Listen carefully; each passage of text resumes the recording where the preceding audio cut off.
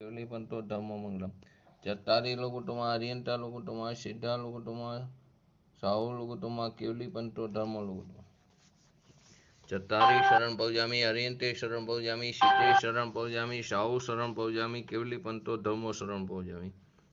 ગઈકાલ આપણે 6 શક્તિ વિશે વાત કરી હતી। તેની અંદર ભાવ શક્તિ, અભાવ શક્તિ, ભાવ અભાવ શક્તિ, અભાવ ભાવ શક્તિ, ભાવ ભાવ શક્તિ અને અભાવ અભાવ શક્તિ। તો પહેલી અંદર જે ભાવ શક્તિ હતી તે ભાવ શક્તિને કારણે દ્રવ્ય હંમેશા પોતાના વર્તમાન પર્યાયથી યુક્ત જ હોય છે।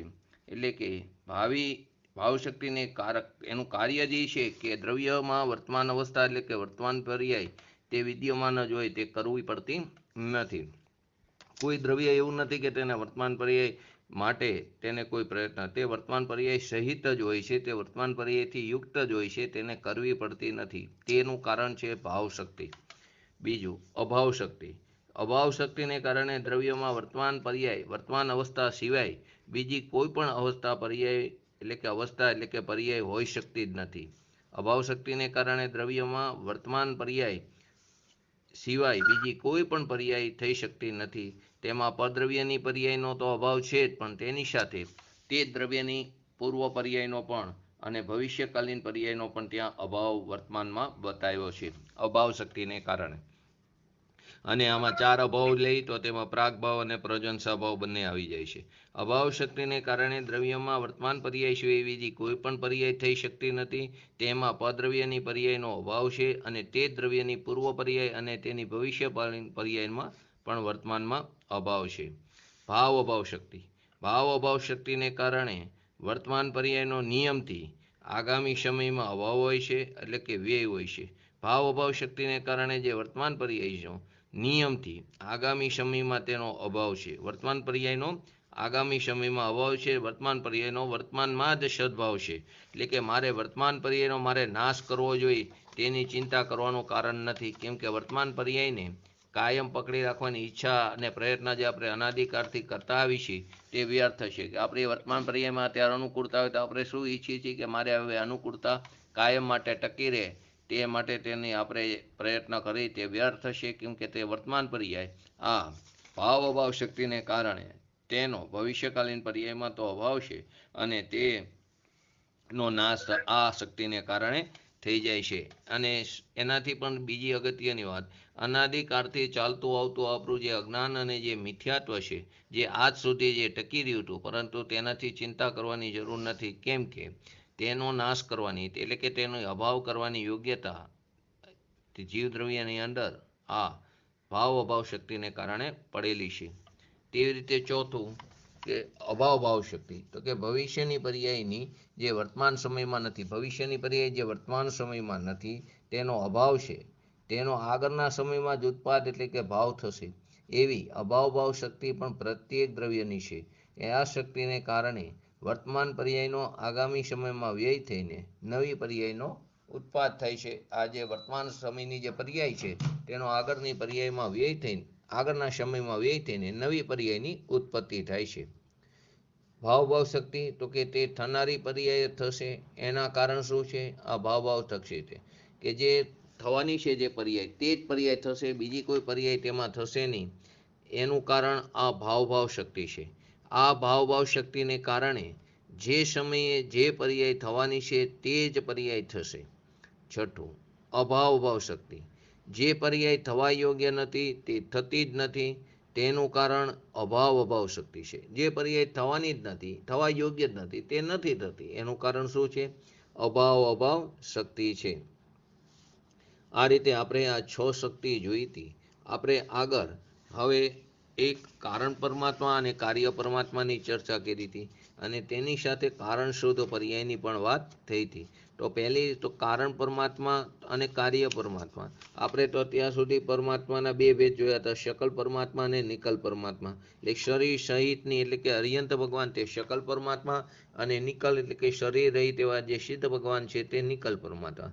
પરંતુ આવો કોઈ ભેદ આપણે કે અત્યાર સુધી અમે ખ્યાલમાં નહોતો કે કારણ પરમાત્મા અને કાર્ય પરમાત્મા, તો કે પર્યાયમાં જે પરમાત્મા દશા પ્રગટ કરવી અથવા તો અર્યંત સિદ્ધ દશા તે કાર્ય પરમાત્મા. પર્યાયની અંદર જેને પૂર્ણ દશા એટલે કે પરમાત્મા દશા જે પ્રગટ કરી એવા અર્યંત દશા અને સિદ્ધ દશા તે કાર્ય પરમાત્મા. આ દશા અવસ્થા પર્યાય તે બાહ્ય અન્ય પદાર્થમાંથી, કર્મના ક્ષયથી કે નિમિત્તમાંથી પ્રગટ થતી નથી. આ અવસ્થા જે પૂર્ણ દશા પ્રગટ થઈ, જે આપણે કાર્ય પરમાત્મા કીધું, તે દશા બાહ્ય કોઈ પદાર્થમાંથી, કોઈ કર્મના ક્ષયથી કે ઘાતી અઘાતી કર્મનો ક્ષય થયો માટે સિદ્ધ દશાની પ્રાપ્તિ થઈ, કે ઘાતી કર્મનો ક્ષય થયો માટે કેવળ જ્ઞાનની પ્રાપ્તિ અર્યંત દશાની પ્રાપ્તિ થઈ, તો કે તેવી કોઈ અન્ય બાહ્ય પદાર્થમાંથી કે કોઈ કર્મના ક્ષયથી કે નિમિત્તમાંથી આ પરમાત્મા દશા પ્રગટ થતી નથી, પરંતુ તે પોતાની ઉપાદાન યોગ્યતાથી જ પ્રગટ થાય છે. પરમાત્મા દશારૂપી જે પર્યાય છે તેનું ઉપાદાન કારણ તે કારણ પરમાત્મા. પરમાત્મા દશારૂપી જે પર્યાય છે તેનું સાચું ઉપાદાન કારણ છે તે જ કારણ પરમાત્મા. જે પર્યાય છે તેનું જે ઉપાદાન કારણ છે, જે પર્યાય પ્રગટ થઈ પૂર્ણ દશારૂપી પરમાત્મા દશારૂપી, તેનું ઉપાદાન કારણ એ જ કારણ પરમાત્મા છે. જો આપણે તેને પાંચ સમવાયની ભાષામાં કહી તો સ્વભાવ નામનું જે સમવાય છે તે કારણ પરમાત્મા છે. નિમિત્ત ઉપાદાનની ભાષામાં કહેવું હોય તો ઉપાદાન જ કારણ પરમાત્મા છે. એટલે કે પ્રત્યેક જીવ દ્રવ્યની અંદર જે પોતાનો ત્રિકારી સ્વભાવ છે, પરંપરાણામિક જે ભાવ છે, જે શુદ્ધાત્મા છે, તે પ્રત્યેક જીવ સ્વભાવથી કેવો છે? કારણ પરમાત્મા છે. જે પ્રત્યેક જીવનો ત્રિકારી સ્વભાવ છે, પરંપરાણામિક સ્વભાવ છે, નિજ ધ્રુવ જે શુદ્ધાત્મા સમાન છે, એટલે કે પ્રત્યેક જીવ સ્વભાવથી કેવો છે? કારણ પરમાત્મા. પ્રત્યેક જીવ સ્વભાવથી કારણ પરમાત્મા, એનો અર્થ શું થયો? કે હું પણ સ્વભાવથી કેવો છું? કારણ પરમાત્મા. પરંતુ આનાથી આનંદિત થવાની જરૂર નથી. કારણ ત્યારે જ કહેવાય કે જ્યારે કાર્ય થાય. ત્યાં સુધી કારણ ઉપર કારણપણાનો આરોપ આવતો નથી. જ્યારે કાર્ય થાય છે ત્યારે જ તેના ઉપર કારણપણાનો આરોપ આવે છે. કાર્ય વિના કારણ શેનું? કે જેને પરમાત્મા દશારૂપે કાર્ય પ્રગટ કર્યું તેને જ કારણ પરમાત્મા છે એમ કહી શકાય. જેણે પોતાના પરમાત્મા દશારૂપ કાર્ય પ્રગટ કર્યું તેને જ કારણ પરમાત્મા છે એમ કહી શકાય. કેમ કે કાર્ય થયું ને તો તેના ઉપર કારણપણાનો આરોપ આવે છે. આપણે આગળ ઉપાદાન એટલે કે જે ઉપાદાનની જે ચર્ચા આવે છે તેની અંદર પણ તત્સમયની જે વર્તમાન પર્યાયની યોગ્યતા છે તે જ સાચું સમર્થ ઉપાદાન કારણ છે. કોઈ પણ કાર્ય થાય ત્યારે ચાર પ્રકારના કારણો એક આપણે ચર્ચામાં લઈશું. તો કે જ્યારે સમય આવશે ત્યારે એમાં એક કારણ છે ત્રિકારી ઉપાદાન, એક કારણ છે અંતઃક્ષણવર્તી પૂર્વ પર્યાયનો વય કે જેને ક્ષણિક ઉપાદાન કહેવાય છે, એક કારણ છે તત્સમયની વર્તમાન પર્યાયની યોગ્યતા જે સમર્થ ઉપાદાન છે, અને ચોથું છે તે નિમિત્ત.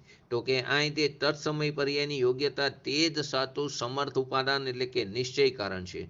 અને ત્રિકારી જે ઉપાદાન છે, જે ત્રિકારી ઉપાદાન એટલે કે જે સ્વભાવ છે તેને વ્યવહાર કારણ એટલે કે ઉપચાર કારણ.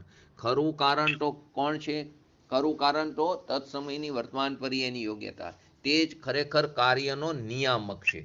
ત્યારે સ્વભાવ છે એટલે કે જે ત્રિકારી ઉપાદાન છે તે તો વ્યવહાર કારણ કીધું. જો તે સમર્થ ઉપાદાન કારણ હોય તો અત્યારે પણ આપણને કાર્યની પ્રાપ્તિ થવી જોઈએ. કારણ પરમાત્મા તો આપણી પાસે પડેલો છે દરેક જીવ પાસે, તો કાર્ય પરમાત્માની પ્રાપ્તિ થવી જોઈએ ને. પરંતુ તેને કારણે કાર્ય પરમાત્માની ઉત્પત્તિ થતી નથી. કાર્ય પરમાત્માની પ્રાપ્તિ કોને કારણે થાય છે? કે તે પર્યાયની જ્યારે પોતાની યોગ્યતા છે ત્યારે તે પર્યાય પૂર્ણ દશા રૂપે પરિણમે છે, ત્યારે આ ત્રિકારી સ્વભાવને ઉપચારથી કારણ પરમાત્મા કહેવામાં આવે છે. વાસ્તવમાં તો તે પર્યાય જે પૂર્ણ દશા રૂપે પ્રગટ થઈ તે જ પર્યાય તે વર્તાયનો તે તત્સમય હતો વર્તમાન પર્યાયની યોગ્યતા, તે જ સાચું તેનું ઉપાદાન કારણ છે. કેમ કે પરંપરાણામિક સ્વભાવ અથવા ત્રિકારી ઉપાદાન કારણ પરમાત્મા તો પ્રત્યેક જીવનમાં છે, પરંતુ કોઈક જ પરમાત્મા દશાને પ્રાપ્ત કરે છે. એનું કેમ કોઈક જીવ કરે છે? કે જે જીવે પોતાના સ્વભાવ ઉપર દ્રષ્ટિ કરીને તેમાં અહમપણું સ્થાપિત કર્યો, એટલે કે તેમાં પુરુષાર્થ કર્યો અને પરમાત્મા દશા પ્રગટ કરી, તેની તે સમયની પર્યાયની જે યોગ્યતા છે તેને ખરેખર કારણ પરમાત્મા અથવા તો તે પર્યાયને કાર્ય પરમાત્મા કહેવામાં આવે છે. એટલે કે જ્યાં કાર્ય થાય છે ત્યાં જ તેનું કારણ છે. એટલે કે કારણ અને કાર્ય તે નિયમથી કેવા છે? અભેદ છે. એટલે કે જે સમયે તત્સમય વર્તમાન પર્યાયની યોગ્યતા જેને આપણે સમર્થ ઉપાદાન કીધું તે જ ખરેખર કેવું છે કારણ પરમાત્મા, અને તે સમયે જે પર્યાયમાં પૂર્ણ દિશા પ્રગટ થઈ તે પર્યાયને કાર્ય પરમાત્મા. એટલે એક જ પર્યાયમાં કારણ અને કાર્ય હોય છે. પૂર્વ પર્યાય કારણ અને ઉત્પન્ન થતી નવી પર્યાય તેનું કાર્ય, તે ત્રણ કાળમાં શક્ય નથી.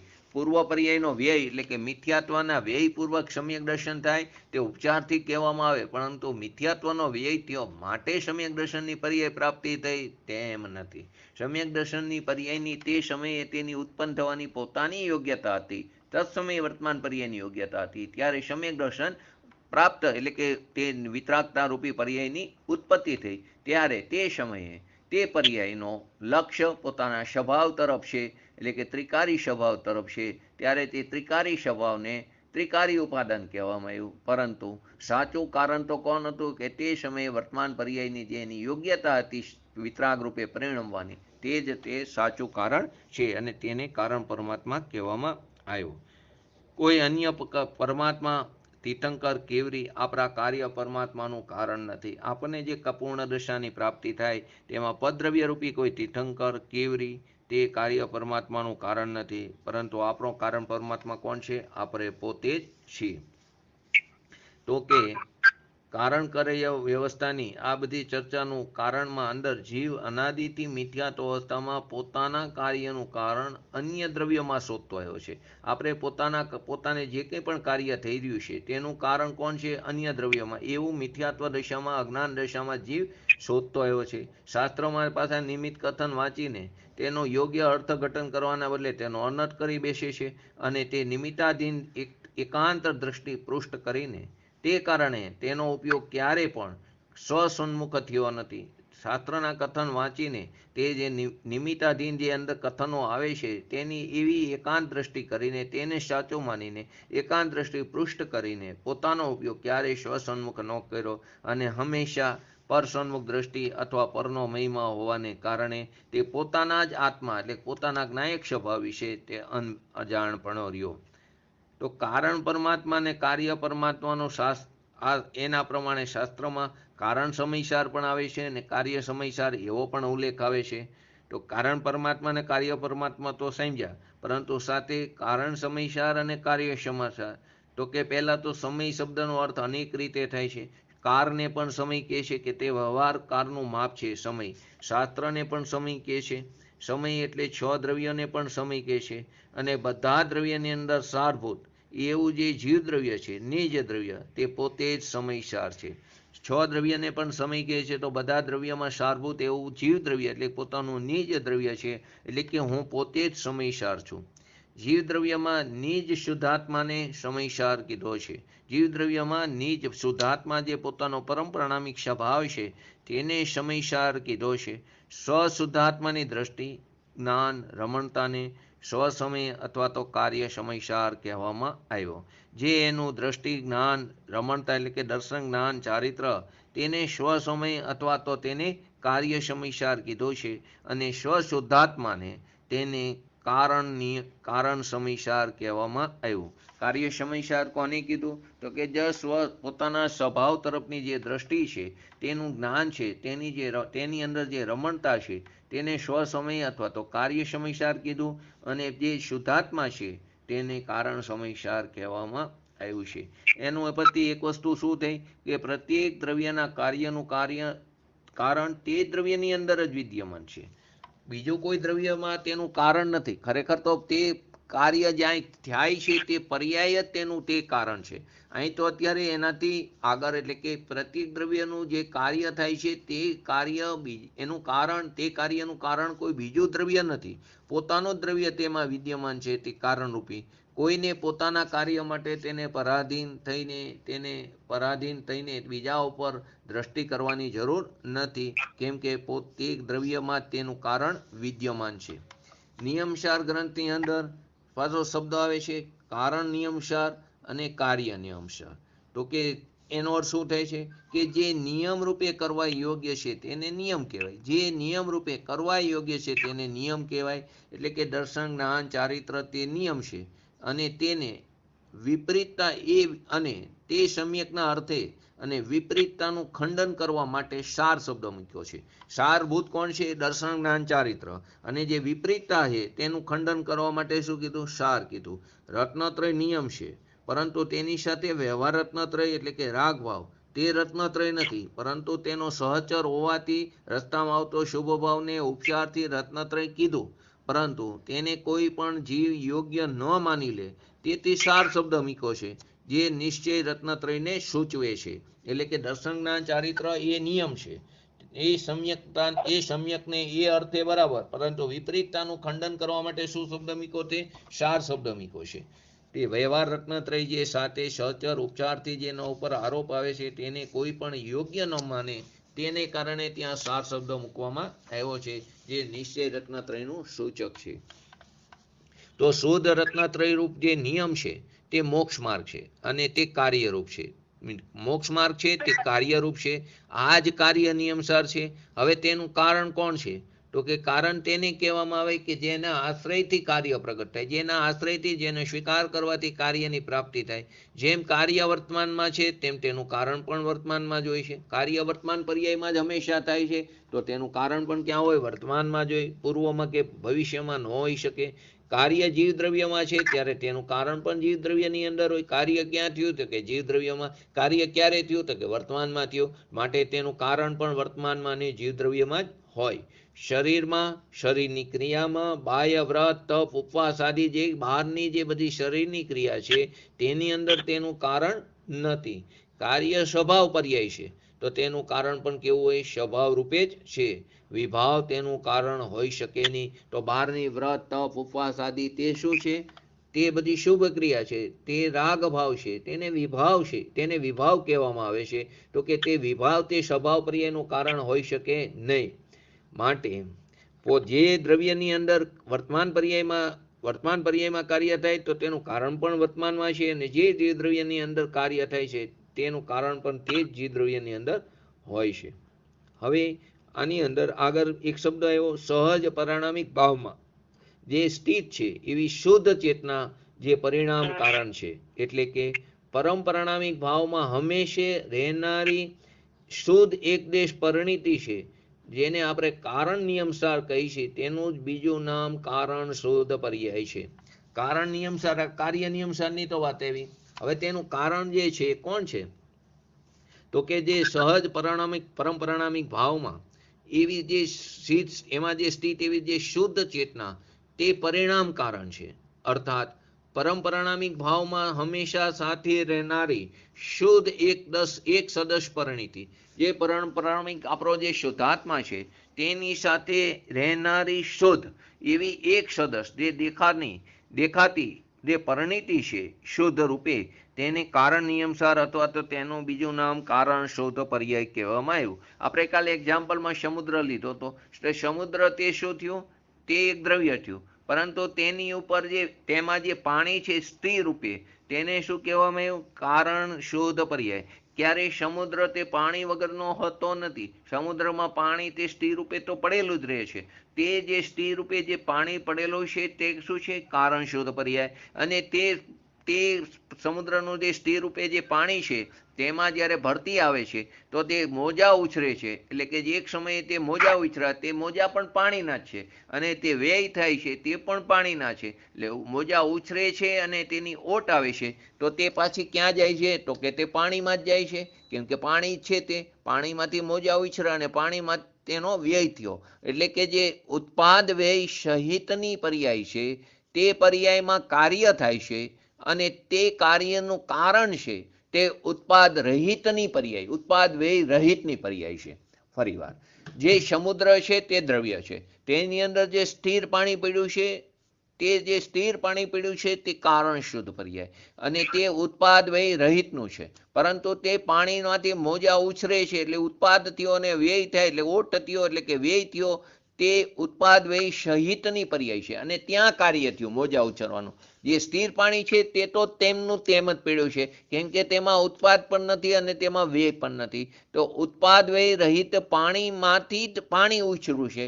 તો પાણી ક્યાંથી ઉછર્યું? તો કે ઉત્પાદ વ્યય રહિતની પર્યાયમાંથી. તો ઉત્પાદ વ્યય રહિતની પર્યાય તે કારણ છે, તો કે તેને કારણ શુદ્ધ પર્યાય કહેવામાં આવી. અને તે કાયમ માટે સમુદ્રની સાથે એટલે કે દ્રવ્યની સાથે કેવી રહેશે?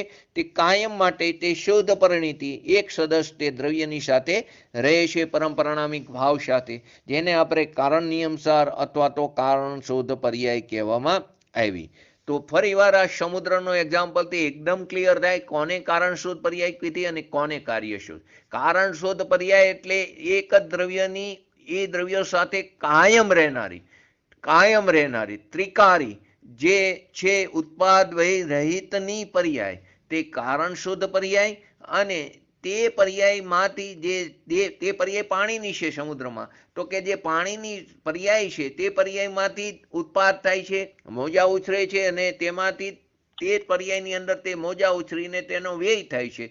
તે પર્યાય છે ઉત્પાદ વ્યય સહિતની પર્યાય, તે કાર્ય શુદ્ધ પર્યાય. અને તેનો વ્યય ક્યાં થાય છે? તો કે કારણ શુદ્ધ પર્યાયમાં. તો કારણ શુદ્ધ પર્યાય કે જે સ્થિર રૂપે પડી છે અને તેની અંદર કાર્ય શુદ્ધ પર્યાયનો વ્યય થાય છે. આપણે બોલી છીએ ને કે દ્રવ્યની જે પર્યાયની ઉત્પત્તિ થાય છે અને ત્યારે તેનો વ્યય થાય છે, તો અશુદ્ધ પર્યાય હોય તો તે પણ તે કેવી શુદ્ધ થઈને પરંપરાણામિક ભાવે તે દ્રવ્યની અંદર જાય છે. તો દ્રવ્યની અંદર જાય છે ત્યાં તેનો કહેવાનો મતલબ એ છે કે તે આ જે કારણ શુદ્ધ પર્યાય છે ને ઉત્પાદ વ્યય રહિતની પર્યાય તેની અંદર જાય છે. દ્રવ્યને તો પર્યાય અડતી નથી, સ્પર્શ કરતી નથી. તો પરંતુ આ જે કારણ શુદ્ધ પર્યાય છે જે ઉત્પાદ વ્યય રહિતની દશા છે તેની અંદર તેનો વ્યય થાય છે. તે પર્યાયમાં જ પર્યાયનો વ્યય થાય છે, દ્રવ્યમાં થતો નથી. પરંતુ ઉપચારથી એને કેમ કહેવામાં આવે દ્રવ્યમાં? તો કે તેને દ્રવ્યને અને કારણ શુદ્ધ પર્યાય તે નિયમથી તે કેવા છે? અભેદ રૂપે એક રૂપે છે, એટલે કે તે કાયમ સાથે રહેનારા છે. તેથી ત્યાં એમ કહેવામાં આવે કે દ્રવ્યની અંદર પર્યાયનો પરંપરાણામિક ભાવે દ્રવ્યની અંદર તેનો વ્યય થઈ જાય છે. આવી રીતે કારણ નિયમનું ભાન થવાથી તેના આશ્રયે કાર્ય નિયમરૂપ મોક્ષમાર્ગ પ્રગટ થાય છે. એટલે કે પર પદાર્થોના ભગવાન અર્યન કે ગુરુના આશ્રયથી અથવા તો રાગ એટલે કે વ્યવહાર રત્નત્રયના આશ્રયે મોક્ષ માર્ગનો પ્રાપ્તિ થતી નથી. ફરીવાર અહીં કારણ શુદ્ધ પર્યાય શબ્દમાં પર્યાય એટલે પરિણીતિ એવો શબ્દ આવ્યો. કારણ શુદ્ધ પર્યાયમાં શબ્દમાં પર્યાય અથવા પરિણીતિ એવો શબ્દ આવ્યો. એક સદસ્ય શુદ્ધ પરિણીતિ અથવા તો કારણ શુદ્ધ પર્યાયમાં પર્યાય શબ્દ આવ્યો. તે કાર્યરૂપ પર્યાય નથી. આપણે પર્યાય એટલે શું સમજી? પરિણમન કરે તે પર્યાય. તો અહીં કાર્યરૂપે તે પર્યાય નથી, પરંતુ તે ત્રિકાર એક સદસ્ય પરિણીતિ છે. પરંતુ તે કેવી છે? ત્રિકાર છે, એક સદસ્ય ઉત્પાદ વ્યય રહિતની પર્યાય છે, જે દ્રવ્ય તથા ગુણ સાથે કેવી રીતે રહે છે? અભેદ રૂપે પ્રત્યેક સમયમાં વર્તે છે. તે દ્રવ્ય અને ગુણ સાથે અભેદ રૂપે ત્રિકાર એક સમયમાં તે વર્તે છે. તે પરિણામિક ભાવરૂપે છે. આપણે જેને કાર્ય પર્યાય કહેતા આવ્યા છીએ તે તો ઉત્પાદ વ્યય સહિતની પર્યાય છે. પરંતુ અહીં જે પર્યાય શબ્દ છે, તો પર્યાય એટલે ત્યાં ઉત્પાદ વ્યય નથી, પર્યાય એટલે ત્યાં પરિણમનની વાત નથી, પરંતુ ત્યાં ત્રિકાર એક સદસ્ય જે પરિણીતિ છે કે જે દ્રવ્ય અને ગુણ સાથે અભેદ રૂપે પ્રત્યેક સમયમાં વર્તે છે અને તે પરિણામિક ભાવ સ્વરૂપે છે. અને આપણે જેને કાર્ય એટલે કે પર્યાય કહી છે તે તો ઉત્પાદ વ્યય રૂપ છે, તે 20 સદસ છે. ઓલી કેવી છે? કારણ શુદ્ધ પર્યાય એક સદસ. તે એક સદસ પરિણીતિ છે કે જે દ્રવ્ય અને ગુણ સાથે અભેદ એક રૂપે એક સમયમાં વર્તે છે. તો અનાદિથી આ જે વિભાવ પરિણામ કરતા આવ્યા છે તેનું વિભાવરૂપ કાર્ય પર પદાર્થને કારણે કર્મને કારણે થયું નથી, પરંતુ પોતાના અપરાધને કારણે થયું છે. પ્રત્યેક પર્યાયમાં શુદ્ધ ચૈતન્ય પરિણીતિ રૂપ કારણ વિદ્યમાન હોવા છતાં પણ તેનું ભાન તેનું લક્ષ્ય ન કરવાથી, તેનો આશ્રય ન લેવાથી વિભાવ પર્યાય થાય છે. પ્રત્યેક પર્યાયમાં શુદ્ધ ચૈતન્ય રૂપ પરિણીતિ તો તે વિદ્યમાન જ પેઢી છે એક સદસ્ય રૂપે તે પરિણીતિ કારણ શુદ્ધ પર્યાય, પરંતુ તેનું ભાન, તેનો સ્વીકાર, તેનું લક્ષ્ય ન થવા, તેનો આશ્રય ન થવાને કારણે વિભાવ પર્યાય થાય છે.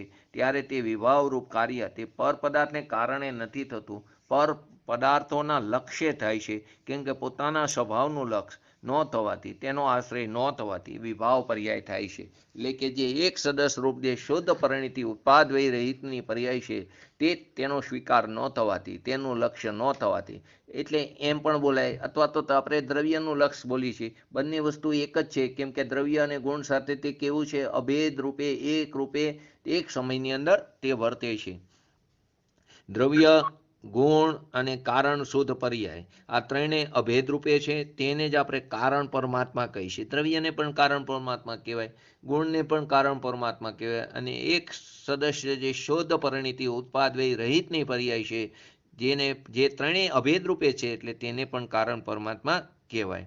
વર્તમાન પર્યાય જ્યારે કાર્ય થાય છે ત્યારે વર્તમાન પર્યાય જ્યારે આ કારણ પરમાત્મા સાથે અભેદ થઈ જાય છે, એનો આશ્રય લે છે, ત્યારે શુદ્ધ કાર્ય પ્રગટ થાય છે, એટલે કે કારણ ખ્યાલમાં આવે છે. આ કારણ પરમાત્મા આ જે ત્રણ છે તેમાંથી કોઈને પણ, કેમ કે ત્રણેય અભેદ રૂપે છે, તેને આપણે કારણ પરમાત્મા કીધું. તેની સાથે જ્યારે વર્તમાન પર્યાય અભેદ થઈ જાય છે, અથવા તો તેનો આશ્રય એટલે કે તેનો સ્વીકાર કરે છે, ત્યારે શુદ્ધ કાર્ય પ્રગટ થાય છે, કારણ ખ્યાલમાં આવે છે. જ્યાં સુધી શુદ્ધ કારણ આપણને ખ્યાલમાં નહોતો, ત્યાં સુધી આપણે શુદ્ધ કાર્યની પણ પ્રાપ્તિ કરી શકતા નહોતા. આપણે મોક્ષ માર્ગને મોક્ષનું કારણ કહીએ છીએ, પરંતુ તે શું છે? ખરેખર તો ઉપચાર કથન છે, વ્યવહાર કથન છે. સમ્યક્ત્વથી લઈને કેવળ જ્ઞાન સુધીના જેટલા શુદ્ધ કાર્યો, તેનું મૂળ કારણ તો આ પરમ પરિણામિક ભાવમાં સ્થિત એવી કારણ શુદ્ધ પર્યાય છે. આપણે સમ્યક્ત્વથી લઈને કેવળ જ્ઞાન સુધીની જેટલી પણ વિતરાગતાની ઉત્પત્તિ થઈ, તેનું ખરેખર કારણ કોણ છે? તો કે પરમ પરિણામિક ભાવની અંદર જે સ્થિત એવી આ એક શુદ્ધ પરિણીતિ, જેને આપણે કારણ શુદ્ધ પર્યાય અથવા તો ઉત્પાદ વય રહિતની જે કારણ શુદ્ધ પર્યાય છે, તે તેનું ખરેખર મૂળ કારણ છે.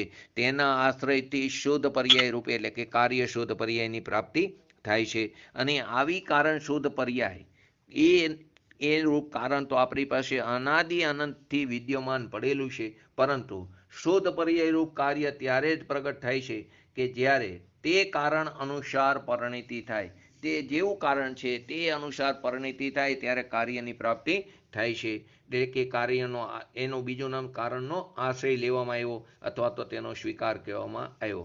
તે હોવા છતાં પણ જો તે ન કરી, અન્યથા તે હોવા છતાં પણ ન હોવા બરાબર છે. તો કે આપણે એક અંદર શાસ્ત્રમાં વાક્ય પણ આવે છે, કારણ અનુવિધાયી કાર્યાણી. તો કે કારણને અનુસરીને કારણ કાર્ય થાય છે. તો અહીં એક વાત ધ્યાનમાં લેવી, કારણ કાર્યની ચર્ચા કરવાથી, શાસ્ત્રોમાંથી તત્વજ્ઞાન વાંચવાથી કે ભણાવવાથી કંઈ શુદ્ધ પર્યાય રૂપ કાર્ય પ્રગટ થતું નથી. તે માટે તો ખરેખર શું કરવું પડે છે? સ્વસન્મુખતા કરીને જે કારણ પરમાત્માને એટલે કે કારણ શુદ્ધ પર્યાયને આપણે અભેદ રૂપે જાણવું જોઈએ. તે રીતે કાર્યની પ્રાપ્તિ થાય છે. આપણે આ ગઈકાલે આ વિષય છેલ્લે લીધો હતો. હવે આજે આપણે 6 કારકો, કારણ કાર્ય સંબંધી જે ઘણા બધા કારણો છે, તેની અંદર એક 5 સમવાય છે. એની અંદર આ 6 કારકો પણ છે. ષષ્ઠ કારક, એને શું કહી છે આપણે? ષષ્ઠ કારક. તો કે તેની અંદર આપણે એક કારણ તો લીધું કાર્ય થવામાં, તો કે એક નિમિત્ત કારણ, એક ત્રિકારી ઉપાદાન કારણ, એક અંતઃક્ષણવતી પૂર્વ પર્યાયનો વ્યયરૂપી ક્ષણિક ઉપાદાન કારણ, અને એક તત્સમયની વર્તમાન પર્યાયની યોગ્યતારૂપ ક્ષણિક ઉપાદાન કહો કે એને સમર્થ ઉપાદાન કારણ કહો.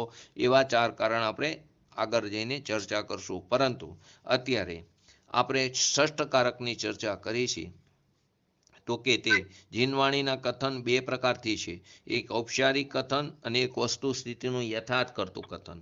તો વસ્તુ સ્થિતિ જે ઔપચારિક કથન છે તેમાં વસ્તુ સ્થિતિ તેવી હોતી નથી, તેને જ આપણે વ્યવહાર કથન કહી કે ઔપચારિક કથન કહી. અને બીજું જે છે વસ્તુ સ્થિતિનું યથાર્થ કથન, તે જ નિશ્ચય કથન છે.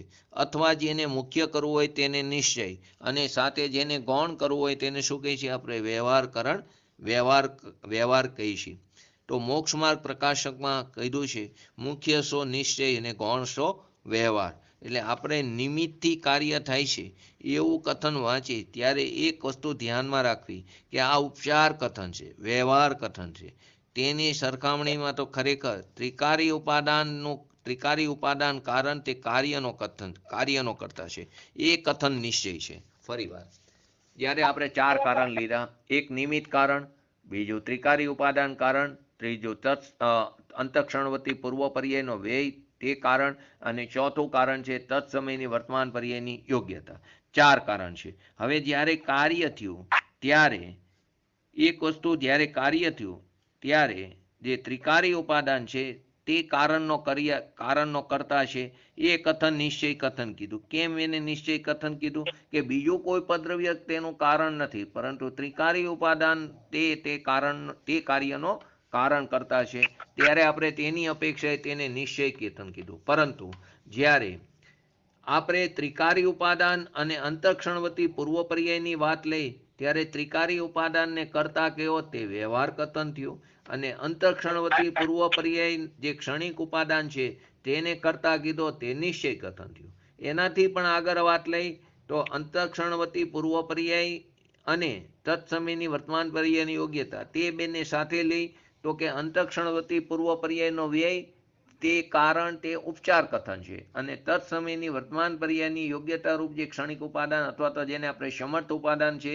એને આપણે કરતા કહીશું તે નિશ્ચય કથન છે. આ કોના જેવી વાત થઈ કે ભાવલિંગી મુનિરાજ તે સાચા ગુરુ છે, પણ ભાવલિંગી મુનિરાજ અને કેવર જ્ઞાનને બંનેને સાચા લઈ બેને સાથે લઈ તો કેવર જ્ઞાન વાળા જે અર્યંત ભગવાન છે, જેને કેવર જ્ઞાન પ્રાપ્ત કર્યું છે એવા અર્યંત ભગવાન તે સાચા ગુરુ, અને ભાવલિંગી મુનિરાજ તે વ્યવહાર ગુરુ થયા. પરંતુ અર્યંત ભગવાન અને સિદ્ધ ભગવાનને બંનેને સાથે લઈ તો સિદ્ધ ભગવાન નિશ્ચય ગુરુ એટલે કે તે સાચા ગુરુ, અને અર્યંત ભગવાન તે વ્યવહાર ગુરુ. હવે સિદ્ધ ભગવાનને આપણા આત્માને સાથે લઈ તો આપણો આત્મા નિશ્ચય ગુરુ, અને સિદ્ધ ભગવાન તે વ્યવહાર ગુરુ. બસ તે જ રીતે આ વાત છે કે અપેક્ષા દરેકની અલગ અલગ લાગી છે. તો અહીં સૌથી પહેલું એક વાત ધ્યાનમાં રાખો કે નિમિત્તનું જ્ઞાન કરાવવા નિમિત્તને કારણ કીધું, પરંતુ નિમિત્તાધીન દ્રષ્ટિ છોડાવવા અને પદ્રવ્યથી ભિન્નતા દર્શાવવા માટે ત્રિકારી ઉપાદાનથી કાર્ય થાય છે એમ કહેવામાં આવ્યું. પણ કાર્ય ક્યું, ક્યારે અને કેવી રીતે પૂરું થશે તે કહેવા માટે પુરુષાર્થ અને તત્સમયની પર્યાયની યોગ્યતાને પણ કારણ કહીને કારણો વિશેનું આપણું અજ્ઞાન દૂર કરવામાં આવે છે. પૂર્વ પર્યાયનો વ્યય અને તત્સમયની પર્યાયની યોગ્યતા આ બંનેને ક્ષણિક ઉપાદાન પણ કહેવાના. આ ક્ષણિક ઉપાદાન કારણો તો વર્તમાન એક જ સમયમાં છે, કેમ કે જે સમયે વર્તમાન પર્યાયની યોગ્યતા છે ઉત્પન્ન થાય છે તે જ સમયે પૂર્વ પર્યાયનો વ્યય થાય છે, તો બંને એક જ સમયમાં છે. તે કારણે ભૂતકાલીન અને ભવિષ્યકાલીન પર્યાયો પરથી આપણે દ્રષ્ટિ ખસેડીને તત્સમયની યોગ્યતા જ કાર્યનો સાચો કરતા છે ત્યાં દ્રષ્ટિ કરીને તે વર્તમાન પર્યાયને સ્વભાવ તરફ તેને વારીને એટલે કે તેનું લક્ષ્ય કરવાથી, તેનો સ્વીકાર કરવાથી આત્માનુભૂતિની પ્રાપ્તિ થાય છે. તો કે આપણે કાર્ય અથવા પર્યાય, પરિણામ, દશા, હાલત, અવસ્થા, કર્મ, પરિણીતિ, ક્રિયા આ બધા જે એના સમાનાર્થી જે શબ્દ છે, એટલે કે ક્રિયા એટલે કાર્યનો જે જનક છે, એટલે કે ક્રિયાના કાર્યનો જે જનક છે, એટલે કે કાર્ય ઉત્પન્ન કરનારો છે તેને કારક કહેવામાં આવે. કારક શબ્દ છે ને, તો કારક એટલે શું? કારક એટલે જે ક્રિયા છે એનો જનક છે, એટલે કે ક્રિયાની એટલે કે કાર્યની ઉત્પન્ન કરનારો તેને કારક કીધું. કોઈને કોઈ રૂપે જે કાર્ય પ્રતિપ્રયોજક હોય છે તેને જ આપણે કારક કહીએ, અન્ય કોઈને નહીં. કોઈને કોઈ રૂપે જે કાર્યની પ્રતિ જે એનો આયોજક એટલે કે પ્રયોજક હોય છે તેને જ આપણે કારક કહીએ છીએ, અન્યને નહીં. તો કોઈ પણ કાર્યની બાબતમાં 6 પ્રશ્નો પૂછાય તો તે 6 પ્રશ્ન તેના જવાબમાં આપણે 6 કારકો આવ્યા છે. કોઈ પણ કાર્ય થાય તે તેની બાબતમાં 6 પ્રકારના પ્રશ્નો પૂછો અને તેના જવાબમાં 6 કારકો આપણા જોવામાં આવે છે.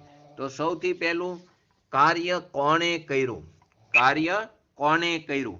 તો કાર્ય કોણે કર્યું? તો કે કરતા તે. એનો જવાબ શું થયો? કે કરતા થયો. બીજું, શું કર્યું? શું કર્યું? તો કે કર્મ કર્યું એટલે કે કાર્ય કર્યું. કર્મ એટલે કાર્ય. પહેલું કાર્ય કોણે કર્યું? તો કે કરતા. શું કર્યું? તો કે કાર્ય કર્યું, તો કે કર્મ. કયા સાધન વડે કર્યું? તે કાર્ય કોણે કર્યું, શું કર્યું અને કયા સાધન વડે કર્યું? તો તેનું નામ કરણ. કોના માટે કર્યું? તો તેનું નામ સંપ્રદાન. કોના માટે કાર્ય કર્યું? તો એનું નામ સંપ્રદાન. શેમાંથી કર્યું કાર્ય? તો તેનું નામ અપાદાન. અને કોના આધારે કર્યું? તેનું નામ અધિકરણ. ફરી વાર, કાર્ય 6 પ્રશ્નો કયા કાર્ય થયું ત્યારે? કાર્ય કે કોણે કર્યું? તો કે કરતા છે. શું કર્યું? તો કે તે કર્મ એટલે કે કાર્ય. કયા સાધન વડે થયું કાર્ય? તો કે તે કરણ. કોના માટે કાર્ય થયું? તો કે તે સંપ્રદાન. શેમાંથી કર્યું તો કે એ અપાદાન, અને કોના આધારે કર્યું તો તેનો અર્થ શું છે? અધિકરણ. તો કે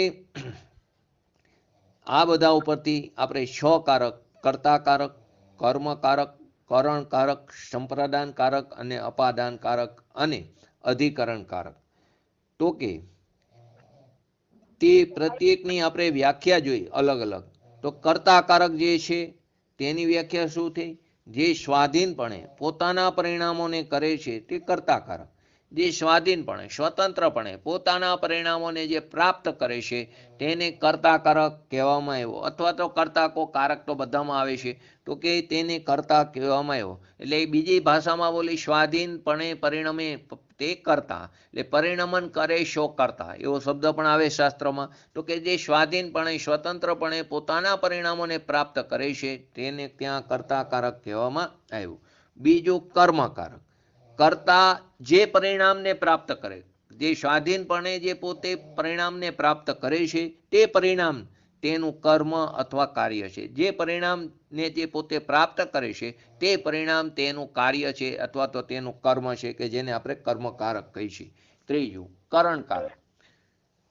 તે પરિણામોના જે ઉત્કૃષ્ટ સાધન છે તેને કરણ કહેવાય છે.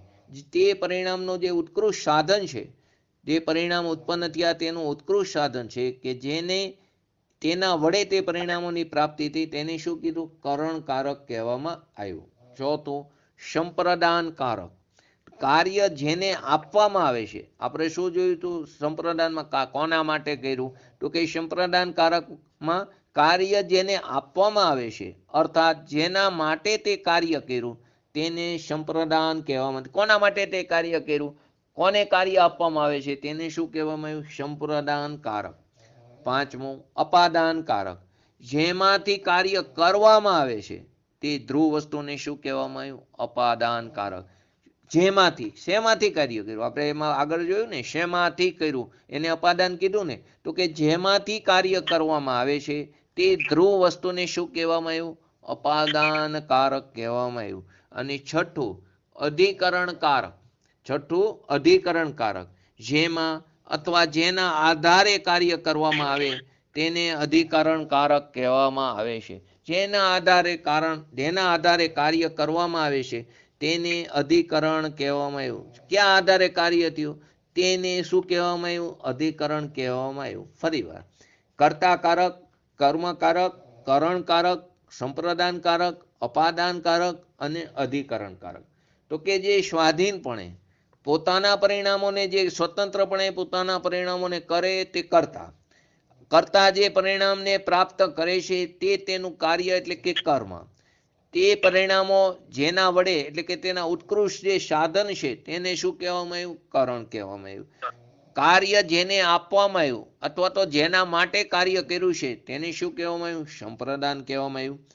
અપાદાન કોને આવ્યું? જેમાંથી કાર્ય કરવામાં આવે છે તે ધ્રુવ વસ્તુને શું કહેવામાં આવ્યું? અપાદાન કહેવામાં આવ્યું.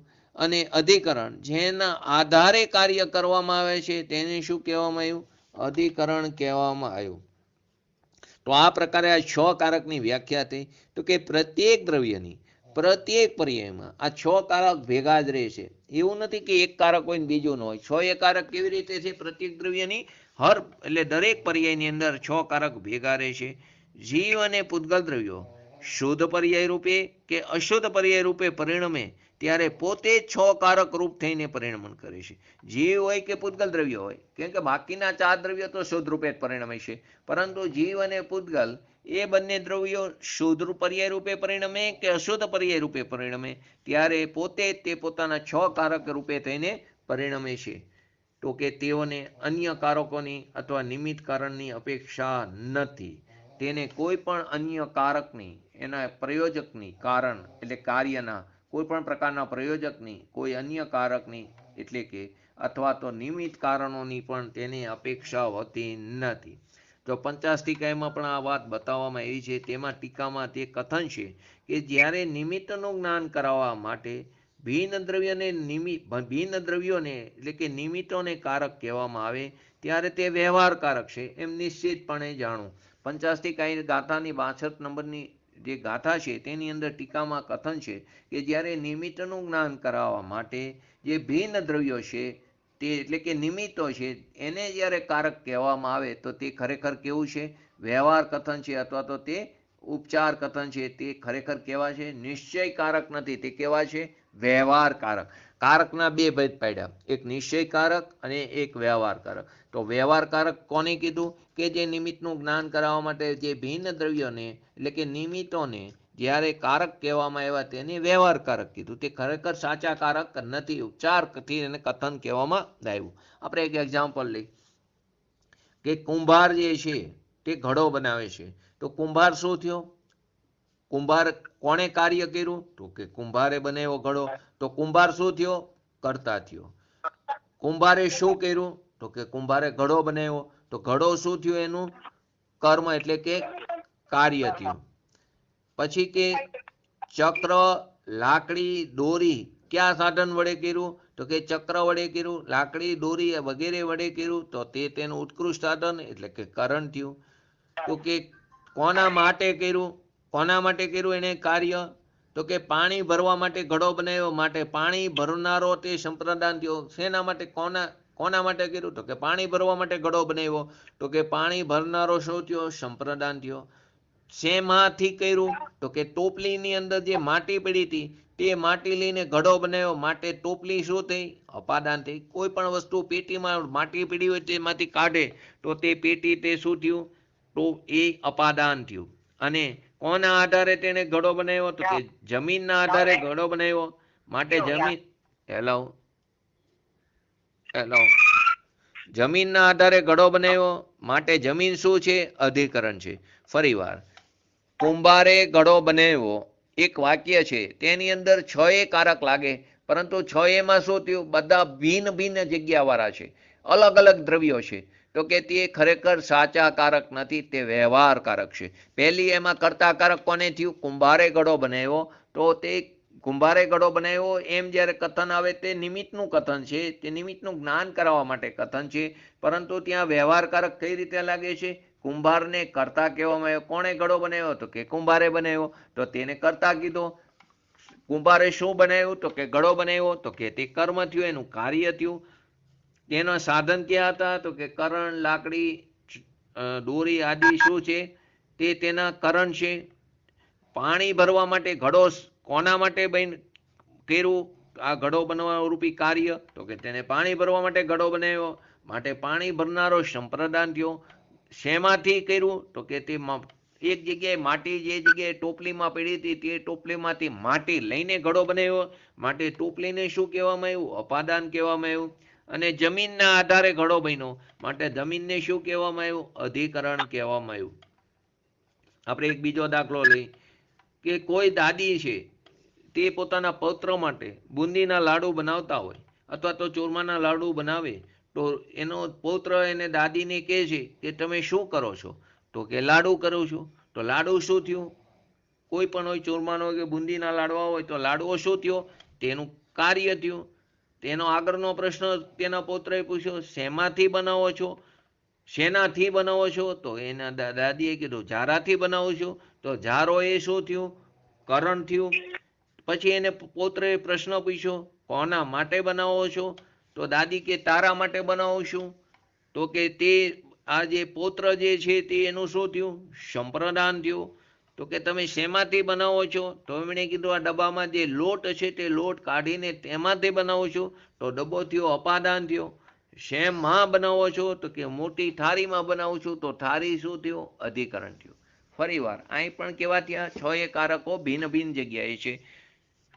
કોઈ દાદીમાં એના પૌત્ર માટે કોઈ પણ વસ્તુ બનાવે, લાડવો લીધો તો લાડવો બનાવે છે. તો એના પૌત્રએ દાદીને પૂછ્યું તમે શું કરો છો દાદી અત્યારે? તો એમને કીધું કે હું લાડુ કરું છું. તો લાડવો તે શું થયું? તેનું કર્મ થયું. ફરી તે પૌત્રએ પ્રશ્ન પૂછ્યો, શેનાથી બનાવો છો? આ લાડવો શેનાથી બનાવો? તો કે હું ઝારાથી બનાવું છું. તો ઝારો શું થયું? એનું ઉત્કૃષ્ટ સાધન એટલે કે કરણ થયું. ફરી પૌત્રએ પ્રશ્ન પૂછ્યો, કોના માટે બનાવો છો? તો કે તારા માટે બનાવું છું. પૌત્રને કે તો પૌત્ર શું થયું? એનું સંપ્રદાન થયું. તો કે શેમાંથી બનાવો છો? તો કે શેમાંથી બનાવો છો? તો કે આ ડબ્બામાં જે લોટ પડ્યો છે ને તે લોટમાંથી બનાવું છું, માટે ડબ્બો શું થયો? અપાદાન થયો. શેમાં બનાવો છો? તો કે હું થાળીની અંદર બનાવું છું, થાળીના આધારે બનાવું છું, તો થાળી શું થઈ? અધિકરણ થયું. તો અહીં પ્રત્યેક કારક કેવો છે? જુદો જુદો છે, માટે તેને ભિન્ન કારક પણ કહી શકીએ. અન્ય કરતા, કરતા અન્ય, કર્મ અન્ય, કરણ અન્ય, સંપ્રદાન અન્ય, અપાદાન અન્ય અને અધિકરણ અન્ય. માટે આ બધા કેવા છે? વ્યવહાર કારક. આપણે બે એક્ઝામ્પલ લીધા, એક કુંભારનું એક્ઝામ્પલ લીધું અને એક લીધું આ દાદીનું લીધું. તો બંનેમાં શું થયું? કારકો કેવા છે? બંનેના ભિન્ન ભિન્ન છે. કર્તા પણ કોઈક અન્ય, કર્મ પણ કંઈક અન્ય, કરણ પણ અન્ય, સંપ્રદાન પણ અન્ય, અપાદાન પણ અન્ય અને અધિકરણ પણ અન્ય. તો આ 6 એ 6 કારક કેવા છે? વ્યવહાર કારક છે. માટે પ્રવચન સાર ગાથાની અંદર 16 નંબરની ગાથામાં કીધું છે, વસ્તુ સ્થિતિ જોતા અથવા તો પરમાર્થ દ્રષ્ટિએ એક દ્રવ્ય તે બીજા દ્રવ્યનો કરતા હરતા થઈ શકતો નથી. માટે આ બંને માટે આ જે વ્યવહાર 6 કારક છે તે ખરેખર કેવા છે? અસત્ય છે. તેને કારક કેવા? તે ઔપચારિક કથન છે. નિશ્ચયથી કોઈ પણ દ્રવ્યનો બીજા દ્રવ્ય સાથે કારણપરાનો પણ સંબંધ હોઈ શકતો નથી. નિશ્ચયથી કોઈ દ્રવ્યનો બીજા દ્રવ્ય સાથે કારણપણાનો પણ સંબંધ નથી. કારણપણાનો સંબંધ નથી તો કાર્ય પણ ન થાય. તો કે એક દ્રવ્યથી બીજા દ્રવ્યનું કાર્ય થઈ શકતું નથી. વ્યવહારકારક અસત્ય છે, તો પછી સત્યકારક, નિશ્ચયકારક ક્યાં? આ વ્યવહારકારક તમે બતાવ્યા તે અસત્ય છે, તો પછી નિશ્ચયકારક ક્યાં છે? એવો પ્રશ્ન ઊભો થવો તે પણ સ્વાભાવિક છે. તો આપણે કુંભારના ઓલા ઉપરથી જ લઈ, તો આપણે ઘડા ઉપરથી જ લઈ, તો એના ઉપર એના ખરેખર નિશ્ચયકારક કોણ છે? વ્યવહારકારક તો જોઈએ આપણે. કુંભાર તે કરતા, ઘડો તે એનું કર્મ એટલે કે કાર્ય થયું, કરણ, ચાક એનું કરણ શું થયું? લાકડી, ચાક, દોરી આદિ તે તેનું કરણ થયું. પાણી ભરવા માટે ઘડો બનાવ્યો તે સંપ્રદાન થયું. ટોપલીમાંથી માટી કાઢી તે તેનું અપાદાન થયું. જમીનના આધારે ઘડો બનાવ્યો તે તેનું અધિકરણ થયું. આ બધા વ્યવહારકારક થયા. તો તેમાં ઘડામાં નિશ્ચયકારક કેવી રીતે 6 થશે? તો કે માટી સ્વતંત્રપણે ઘડારૂપ કાર્યને પ્રાપ્ત થાય છે. માટી સ્વતંત્રપણે તે ઘડારૂપ કાર્યને પ્રાપ્ત થાય છે. માટે માટી તે કરતા છે. માટી પોતે સ્વાધીનપણે સ્વતંત્રપણે તે ઘડારૂપ કાર્યને પ્રાપ્ત થાય છે. માટે માટીને શું કહેવામાં આવ્યો? કરતા કહેવામાં આવ્યો. તો કે ઘડો, કર્મ અથવા ઘડો અને માટી બંને અભિન્ન હોવાથી માટી પોતે જ કર્મ છે. ઘડો અને માટી એટલે કે ઘડો અને માટી બંને કેવા છે? અભિન્ન છે. તે અભિન્ન હોવાથી ઘડો કો કે માટી કો તે પોતે શું છે? તેનું કર્મ એટલે કે કાર્ય છે.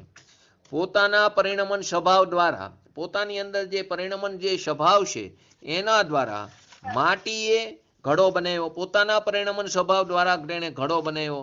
માટે માટી પોતે જ કરણ છે. માટી પોતાનો પરિણમન સ્વભાવ છે તેને કારણે ઘડો બન્યો. તો તે પરિણમન સ્વભાવ તે તેનું કરણ થયું એટલે માટી જ કેવું છે? પોતે જ કરણ છે. માટીએ ઘડારૂપ જે કાર્ય છે તે કોને આપ્યું? પોતાને જ આપ્યું. માટે માટી પોતે જ સંપ્રદાન છે. માટીએ જે ઘડારૂપ જે કાર્ય છે તે કોને આપ્યું? તો કે પોતે પોતાને જ કાર્યની પ્રાપ્તિ આપી. તો માટી પોતે કેવું છું? સંપ્રદાન થયું. માટીમાંથી એટલે માટીએ પોતામાંથી જ એટલે પોતાની જે પિંડરૂપ અવસ્થા હતી તેનો નાશ કરીને ઘડારૂપ કાર્ય કર્યું. તો તેથી તે પોતે ધ્રુવ રહી. માટે માટી પોતે જ અપાદાન છે. માટીએ જે પોતાની જ પિંડરૂપ અવસ્થા હતી તે નષ્ટ કરી. અપાદાન એટલે શું? શેમાંથી કર્યું? તો માટીની જે પિંડરૂપ અવસ્થા હતી તેનો નાશ કરીને તેમાંથી ઘડારૂપ કાર્ય થયું અને તે પોતે તો માટી કેવી રહી? ધ્રુવ રહી. માટે માટી તો પિંડમાં પણ હતી અને ઘડામાં પણ છે એટલે માટી કેવી રહી? ધ્રુવ રહી. માટે માટી પોતે જ અપાદાન છે અને માટીએ પોતાના આધારે જ ઘડો બનાવ્યો. માટે માટી પોતે જ અધિકરણ છે. 6 કારક એક જ જગ્યાએ. ફરી વાર આપણે જે આગળ એના 6 કારક લીધા તો કુંભાર તે તેનો કરતા કીધો. કુંભારે ઘડો બનાવ્યો તે તેનું કાર્ય થયું. તેને એરણ, ચાક, લાકડી વડે ઘડો બનાવ્યો તે તેનું કરણ થયું. કોના માટે બનાવ્યો? તો કે તેને પાણી ભરવા માટે બનાવ્યો તો તે તેનું સંપ્રદાન થયું. શેમાંથી બનાવ્યો? તો કે કોઈ પણ વસ્તુમાંથી માટી કાઢી એટલે કે ટોપલીમાંથી કાઢી તો તે તેનું અપાદાન થયું. અને શેના આધારે? તો કે જમીનના આધારે તે તેનું અધિકરણ થયું. તો કે છ એ કારક ભિન્ન ભિન્ન છે. કર્તા જુદો, કર્મ જુદો, કરણ જુદું, સંપ્રદાન જુદું, અપાદાન જુદું, અધિકરણ જુદું. તો કે આ છ એ છ અન્ય અન્ય છે, માટે આ વ્યવહારકારક છે. હવે તેમાં નિશ્ચયકારક કેવી રીતે છે? તો કે માટી સ્વતંત્રપણે પોતે સ્વાધીનપણે તે ઘડારૂપ કાર્યને પ્રાપ્ત કરે છે, માટે માટી શું થઈ? પોતે જ કરતા થઈ. હવે ઘડો તે કાર્ય છે, અને ઘડો અને માટી બંને વચ્ચે કેવો સંબંધ છે? અભિન્નપણાનો છે. તો અભિન્ન હોવાથી માટી પોતે જ કર્મ છે, તે માટીની જ અવસ્થા છે. તો કે તે માટી અને તે બે અભિન્ન હોવાથી માટી પોતે જ તે પોતે કાર્ય છે. હવે તે શેના વડે એને ઘડો થયો? તો કે પોતાના પરિણમન સ્વભાવ દ્વારા, માટીનો પોતાનો જ પરિણમન સ્વભાવ દ્વારા માટીએ ઘડો બનાવ્યો, માટે માટી પોતે જ કરણ છે. માટીએ ઘડારૂપ કાર્ય પોતાને જ આપ્યું. જે ઘડારૂપ કાર્ય થયું તે કોને આપ્યું? પોતાને જ આપ્યું. માટે માટી પોતે જ કેવી થઈ? સંપ્રદાન થયું. માટીએ પોતાની જ પિંડરૂપ અવસ્થાનો નાશ કરીને તેમાંથી ઘડારૂપે કાર્ય કર્યું. તો તે પોતે તો ત્યારે પણ ધ્રુવ હતી, માટે માટી કેવી? પોતે જ અપાદાન છે. અને માટીએ પોતાના આધારે ઘડો બનાવ્યો, માટે માટી કેવી છે? પોતે જ અધિકરણ છે. આ પ્રમાણે છ એ કારક કેવા છે? અભિન્ન છે. એક જ દ્રવ્યમાં, એટલે કે પ્રત્યેક દ્રવ્યમાં પોતપોતાના હોય છે. પરમાર્થે એક દ્રવ્ય બીજા દ્રવ્યને સહાય મદદ કરી શકતું નથી. દ્રવ્ય, હવે આમાં આપણે ખાલી પોતે શબ્દની અંદર લગાડી. દ્રવ્ય પોતે જ પોતાને પોતા વડે, પોતા માટે, પોતામાંથી, પોતાના આધારે કરતું હોવાથી દ્રવ્ય પોતે જ એટલે કરતા, પોતાને એટલે કાર્ય એટલે કે કર્મ, પોતા વડે એટલે કે કરણ, પોતા માટે એટલે કે સંપ્રદાન, પોતામાંથી એટલે કે અપાદાન, અને પોતાના આધારે કરતું હોવાથી શું કીધું? દ્રવ્ય પોતે જ પોતાને પોતા વડે, પોતા માટે, પોતામાંથી, પોતાના આધારે કરતું હોવાથી, અથવા તો બીજી રીતે કહી તો સ્વને, સ્વ વડે, સ્વ માટે, અને સ્વમાંથી ને સ્વના આધારે. ફરીવાર, સ્વ તે કરતા, સ્વને તો કાર્ય થયું, સ્વ વડે એટલે તેનું કરણ થયું, સ્વ માટે તો સંપ્રદાન થયું, સ્વમાંથી તો તે અપાદાન થયું, અને સ્વને આધારે તે અધિકરણ. તે જ ખરેખર નિશ્ચયકારક એટલે કે પરમ સત્ય છે. એટલે કે પ્રત્યેક દ્રવ્ય પોતે જ પોતાની અનંત શક્તિરૂપ સંપદાથી પરિપૂર્ણ હોવાથી પોતે જ સ્વકારક રૂપ બનીને પોતાનું કાર્ય કરવામાં સમર્થ છે. તેને બાહ્ય સામગ્રીની તેને જરા પણ જરૂર નથી, કોઈ અપેક્ષા નથી, અને બાહ્ય સામગ્રી તેને મદદ કરી શકતી નથી. આની સમયસારની જે 47 શક્તિ છે તેની અંદર પણ આ વાત બતાવવામાં આવી છે. કર્તૃત્વ શક્તિ, કર્મ શક્તિ, કરણ શક્તિ, સંપ્રદાન શક્તિ, અપાદાન શક્તિ અને અધિકરણ શક્તિ. આ છ એ કારક પ્રત્યેક સમયમાં હોય છે. તો કે કારક શું છે? દ્રવ્ય છે, ગુણ છે કે પર્યાય છે? તો આ છ એ કારક બધા દ્રવ્યોમાં જોવા મળતા સામાન્ય ગુણ છે. આ છ એ કારક એક દ્રવ્ય જીવ દ્રવ્યની વાત નથી, બધા દ્રવ્યોમાં જોવા મળે છે, માટે તે કેવા છે? સામાન્ય ગુણ છે. જીવમાં પણ છે, પૂતગલ, ધર્મ, અધર્મ, આકાશ અને કાળ, છ એ દ્રવ્યમાં તે જોવા મળે છે. અને સમયસાર ગાથામાં આત્માની આ 47 શક્તિમાં પણ એમાં પણ એનું વર્ણન છે છ એ કારકનું. તો કે છ કારક શું થયું? ખરેખર ગુણ થયું. અને તેઓનું પણ પરિણમન નિરંતર ચાલુ હોવાથી પ્રત્યેક પર્યાયમાં નવા નવા પર્યાય રૂપે છ કારક છે. તેનું છ એનું સામાન્ય ગુણ છે, તેઓનું પરિણમન નિરંતર, દરેક ગુણનું પરિણમન તો નિરંતર ચાલુ હોવાય છે. તો પ્રત્યેક પર્યાયમાં નવા નવા પર્યાય રૂપે છ કારક છે. માટે જ કીધું છે કે પર્યાયના પોતાના સ્રષ્ટકારક ભિન્ન હોય છે, તે સ્વતંત્ર છે. તો ઘણાને એવો પ્રશ્ન થાય કે દ્રવ્ય ત્રિકારી શુદ્ધ હોવા છતાં પણ પર્યાય અશુદ્ધ કેમ થાય છે? જે વસ્તુ આપણે કાલે લઈશું કે દ્રવ્ય ત્રિકારી શુદ્ધ હોવા છતાં પણ પર્યાય કેમ અશુદ્ધ થાય છે, તે પ્રશ્નનો જવાબ હવે આપણને છ કારકને સમજ્યા એટલે ખ્યાલમાં આવશે. પરંતુ તે વસ્તુ આપણે કાલે લઈશું. એ કાંઈ છેલ્લે લઈ લઈ કે છ કારક છે તે ખરેખર તો આપણે સ્કૂલની અંદર જ્યારે વ્યાકરણ શીખતા હતા ને ત્યારે વિભક્તિ એવો શબ્દ આવતો હતો. તેમાં 8 વિભક્તિ હતી, પરંતુ અહીં 8 વિભક્તિને બદલે 6 જ વિભક્તિ લીધી છે, એટલે 6 કારક જ લીધા છે. 2 કારકને અહીં લેવામાં આવ્યા નથી. ત્યાં છઠ્ઠું કારક અને 7મું તે બંનેની તે આપણે કેમ નથી લીધા તે આપણે આવતીકાલે લઈશું. તો કે 6 જ વિભક્તિને લીધી છે 6 કારક રૂપે, 2 વિભક્તિને લીધી નથી. પણ સ્કૂલની અંદર આપણે 8 વિભક્તિ પણ વ્યાકરણની અંદર શીખતા હતા. તે 8 વિભક્તિ છે તો 8 કારક હોવા જોઈએ, પરંતુ 8 કારકને બદલે ત્યાં 6 જ વિભક્તિને એટલે કે 6 કારકને કેમ લીધા છે તે વસ્તુ, અને આ જે પ્રશ્ન હતો તેનો જવાબ, અને આને આપણે સમ્યક દર્શન ઉપર પણ ઘટાવશું. તેના 6 કારક સમ્યક દર્શન પર્યાયની જે પ્રાપ્તિ થાય છે તેમાં 6 કારક કેવી રીતે છે તે પણ આપણે સમજશું. તો આજે આપણે કારણ પરમાત્મા, કાર્ય પરમાત્મા, કારણ નિયમસાર, કાર્ય નિયમસાર, કારણ શોધ પર્યાય, કાર્ય શોધ પર્યાય અને 6 કારકની પ્રાથમિક વાત આપણે શીખા. તો કે 6 કારક જ્યારે પણ જીવ પોતે એનું જ્યારે પણ જે રીતે શુદ્ધ પર્યાય રૂપે પરિણમન કરે કે અશુદ્ધ પર્યાય રૂપે પરિણમન થાય, ત્યારે તે પર્યાય જે પરિણમન કરે છે તે પર્યાય પોતાના સ્વતંત્રપણે પોતાના ષષ્ઠ કારકો રૂપે જ તે પરિણમન કરે છે. તેની પોતાની યોગ્યતાથી પરિણમન કરે છે. તેને તેના ગુણની પણ અપેક્ષા નથી, તેના દ્રવ્યની પણ અપેક્ષા નથી. માટે પર્યાય પણ નિરપેક્ષ છે, સ્વતંત્ર છે અને અહેતુક છે. ક્ષણિક સત, પરંતુ કેવી છે? સ્વતંત્ર, નિરપેક્ષ અને અહેતુક. તેને કોઈના સહાયની જરૂર નથી. તેમાં પણ અકાર્ય કારણત્વ નામની શક્તિ પડેલી છે. તો આજે આપણો અહીં સ્વાધ્યાય પૂરો કરી. મારે આજ 5-10 મિનિટ થોડું મોડું થયું હતું, પરંતુ જે કોઈ હાજર રહી શક્યા હોય તેને આજે આપણે 6 કારક વિશેની વાત કરી. આગળ આવતીકાલે 6 કારક, આજ કાલ અને પરમ દિવસે કદાચ ચાલશે 6 કારક, પછી 5 સમવાય, પછી નિમિત્ત ઉપાદાન, આપણે આ બધા વિષય લેશું. ત્યાં સુધીમાં 3જી તારીખ આવી જશે. કોઈ પ્રશ્ન હોય તો કહો. હે હેલો, જય દિનેન્દ્ર. હા, જય દિનેન્દ્ર.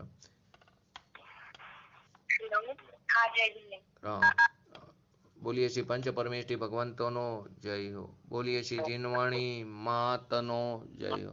બોલીએ છીએ પરમ પૂજ્ય પરમ ઉપકારી શ્રી સદગુરુ દેવનો જય હો. બોલીએ શ્રી પ્રસમમૂર્તિ ભગવતી માતનો જય હો. બોલીએ શ્રી સનાતન જૈન દિગંબર ધર્મનો જય હો, જય હો.